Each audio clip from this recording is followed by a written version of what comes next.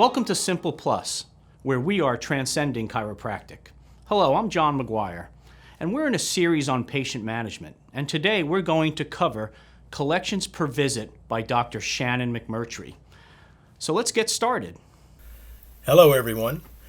My name is Dr. Shannon, and for the last about 20 years, my business has been the business of chiropractic, helping doctors run stronger, healthier, better businesses across the country and contributing and rendering better care to their community by doing so.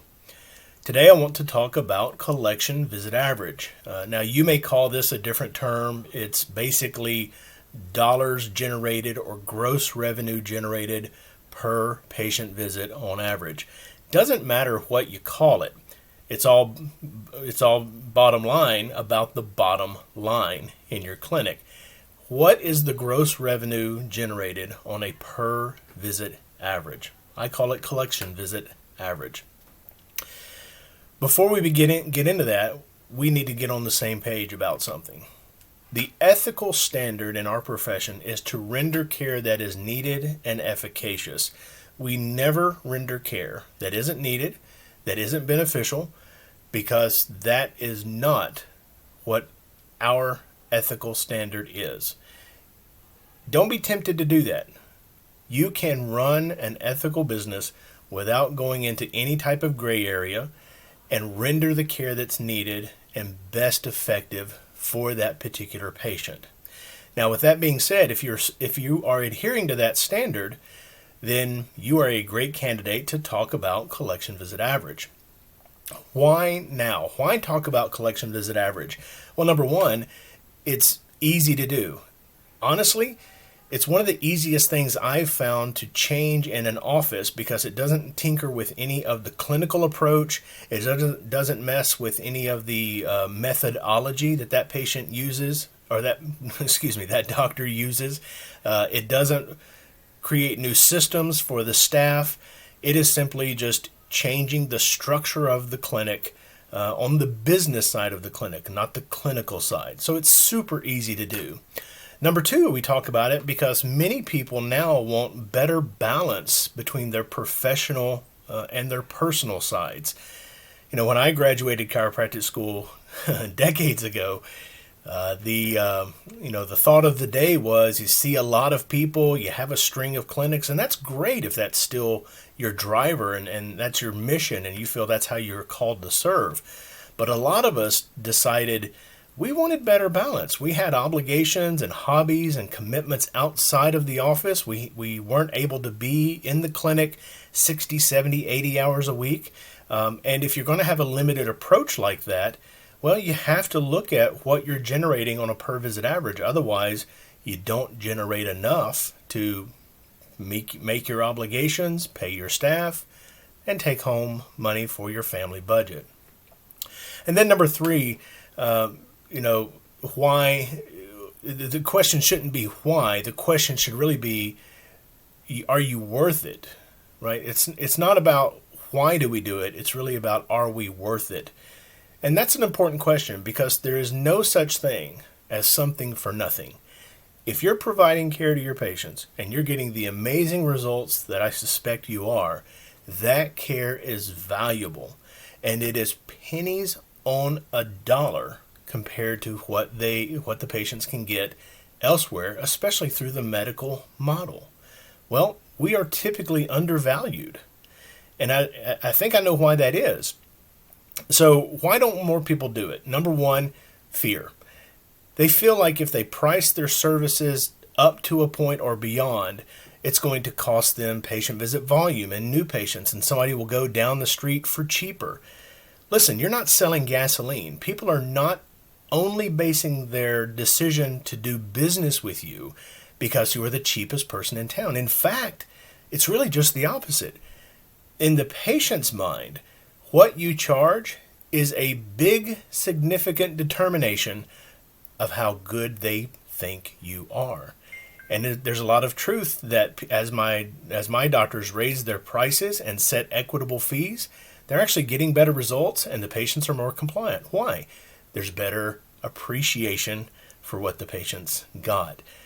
The truth of the matter is the healthcare consumer wants the very best they can find at an affordable price. And that affordable price is what they can budget. So you got to get out of the fear game and the what if, because I can tell you from looking at thousands of stats over the past 20 years, if you do it the right way, the new patients won't change, the referrals won't change, the patient visits won't change, the maintenance won't change. Literally, your clinic just takes a stair step up in financial health, and the relationship that you have with your patients is still retained and maintained. We'll be right back with the rest of this material. As a reminder, check the description for the links to our podcast, YouTube channel, upcoming webinars, and other ways to get your content regularly. I want to share this quick story from a real doctor like you who has used Simple Plus, and then we'll get back to you with the rest of the content. Hi, I'm Dr. Tracy Rush, and I just got home for a very busy day at practice. And I wanted to give you some insight about what's been happening in our office the last couple of months. So when COVID hit, we had no idea what was going to happen to our practice, what was going to happen. Well, we decided to keep our doors open, and we're so glad that we did. Our objective was to serve the public, to keep our patients healthy and the public healthy, as well as provide for our families and the families of our staff. And so when we entered into COVID, we were collecting about $50 a patient visit. And again, we didn't know what was going to happen. So as these patients started coming in and new patients started coming in, we started collecting more and more. And so this past month, we collected over $70 a patient visit. So we were thrilled with that. But more importantly, is we've been able to help patients. They've been so grateful that we've been open. We've been able to serve the public, provide for our families as well as the families of our office staff. And so through that, we set a vision, we set a goal, and we went after it. And you could do that same thing too. The last reason I think doctors don't do this more is they're not sure their services are worth it. And I promise you, if you are decent at your adjusting technique and you know how to manage your patients through a problem and you're getting results that are pretty consistent, I promise you, your care is worth it. I have family who work in the medical field, and compared to what we do, there's really no comparison. We keep patients working and moving. We keep them functional. There's no side effects except good health to what we do. So are you worth it? Absolutely, you're worth it. I believe it, and if you don't believe it, you talk to me, and I'll try to help you see straight, okay? Now, how are we going to do it? Well, this is very easy. First of all, we have to give you a bit of word of caution here. You need to make sure that you're using a comprehensive patient management system that manages the patient not just through pain control, but really into a better quality of life and manages them to a rehabilitated and stable state. If you don't have a strong, comprehensive patient management system, that would be the first thing to look for, because if you don't have that in place on the front side, the things that I'm going to recommend will really fall apart for you.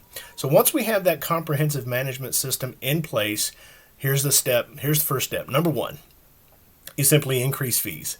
You increase fees to where they should be, not where your buddy is charging them, not where the guy down the street is charging them, not what the insurance company says that they're worth. You charge and set your fees based on what they are legitimately and really worth. And if you don't know that, reach out to me and I'll guide you through that process. Number two, you charge for your services. This is all of your services. One thing I love about chiropractors is we all have that patient that we just give care to. They can't afford it. They're down on their luck, whatever. I think that's a noble thing that we do in our profession. The other thing that I know about us is we tend to give away the store. We'll do extremity adjustments and we'll do exams and we'll do, therapies and stuff, and we won't charge people for it. You got to get out of that habit. You got to get out of their purse and out of their wallet and let your fees stand for what they are and expect to be paid. You have to stop sabotaging the financial health of your clinic by getting in the way and saying, we're going to no charge that, or we're not going to charge that fee today, or we're going to give it to you for free. I understand doing that on a limited basis, on an as needed basis, but you can't have that as a blanket policy and applying to everybody in your clinic at all times. The next step, you want to end those counterproductive discount programs. My goodness, I see so many doctors who do that because they think it entices commitment, it entices payment, and it is one of the most insidious, counterproductive things I've ever seen chiropractors do. What happens is you discount for plans and for families and all, and the more the discount is applied, the more the patient is thinking, is this care even really worth it? And you get into a dynamic where you're treating the patient, you're giving the very best that you can, and they have little to no skin in the game. Their compliance isn't good. They're not doing their home instructions. When they have setbacks, they blame you and they're really grumpy with you. And they do that even though you just are giving all of this discount away, essentially. Think about it. Do you want to see a clinic full of your family and friends? Why not? Yeah, they don't stay, they don't pay, they don't refer. They are mucho headaches to work with. Well, you're actually creating that by enticing people with these discount programs. And I know that may be counterintuitive. I know that may be completely opposite from what someone else has told you. But I can tell you without any doubt that is a problem to get your fees where they need to be and get you compensated equitably for what you're doing for your patients. The last step, you add ancillary services. Some of you already have that shiny object that attracted your attention way back when. You have laser, or you have stem, or you have rehab, and it kind of fell out of favor. Once the novelty wore off, you kind of forgot about it. It's in a back room collecting dust. Dust that thing off. If that service is efficacious, if it's real, and it does something beneficial to your patient, let's recommend it. Let's put it in your plan for that patient to get the results they need to get. And let's get paid for that. It doesn't matter to me what the ancillary service is. What matters to me is that you know it's helpful and needed for that patient. Things like nutrition, I've already mentioned laser, orthotics like foot orthotics, pillows, home stretching devices, TENS units, therapy, massage, you name the ancillary service that is outside of chiropractic, it's not the adjustment. If you feel like that's needed and beneficial for your patients, you recommend that and you charge for that service. Raising fees, getting your revenue where it is, these are some of the easiest things that you can do, but you have to make sure that you aren't afraid of it, and that your clinic is structured the right way so that this will be a win for you and actually a win for your patients, right? What they acquire too cheaply, they esteem too lightly. So if you're having you're having problems with patient compliance, if you're not getting the referrals, you need to see if you're undervaluing your fees and your services. I hope this has been helpful to you. If I can be of service to you down the road, feel free to reach out to me, let me know. I'd be delighted to talk to you. Thanks for joining us today. As a reminder, we've got regular webinars that go into even more details on these topics. Check the description for more ways to get our content and sign up. If you'd like for more information about Simple Plus and how it may help your practice, you can always reach out to us by going to our website, which is www.mysimpleplus.com. Be sure to spell out the word plus, mysimpleplus.com. Look forward to hearing from you.